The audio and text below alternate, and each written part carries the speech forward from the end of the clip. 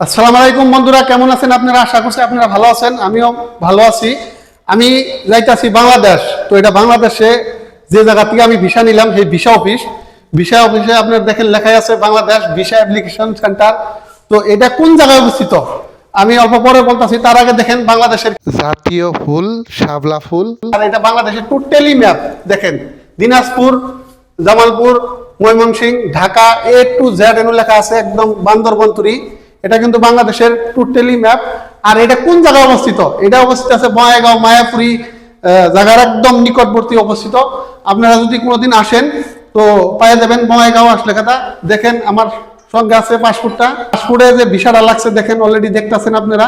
কিভাবে ভিসাটা পাইলাম তার বিষয়ে আপনাদেরকে বলতে চাই, আপনারা শুনে নেন।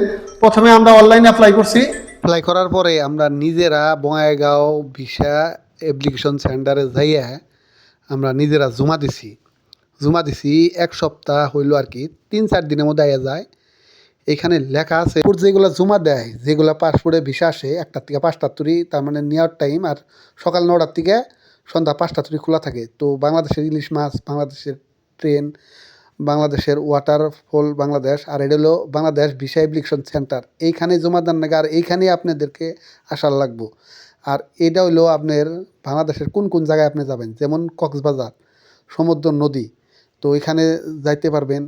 রাঙামাটি, ওইগুলার সম্পূর্ণ পিকচার এই জায়গায় দিয়ে আছে। এটা হলো বাংলাদেশের ম্যাপ। এই জায়গায় আপনার ময়মনসিংহ, ঢাকা, সিলেট সম্পূর্ণ ম্যাপের মধ্যে দিয়ে আছে কোন কোন ডিস্ট্রিক্ট, আপনি কোন কোন জায়গায় ঘুরবার যাবেন এই জায়গায় ফটোগুলো দিয়ে আছে। যারা যারা ইউটিউব চ্যানেলে দেখতেছেন, ইউটিউব চ্যানেল সাবস্ক্রাইব করে রাখবেন, বেল আইকন দাবিয়ে রাখবেন। বাংলাদেশের অনেক ব্লগ আপনারা পাবেন। বঙ্গাইগাঁও মায়াপুরি সিনেমা হলের বুগলেই এই যে বিল্ডিংটা দেখছেন, এর লেখা আছে ভিসা আবেদন কেন্দ্র।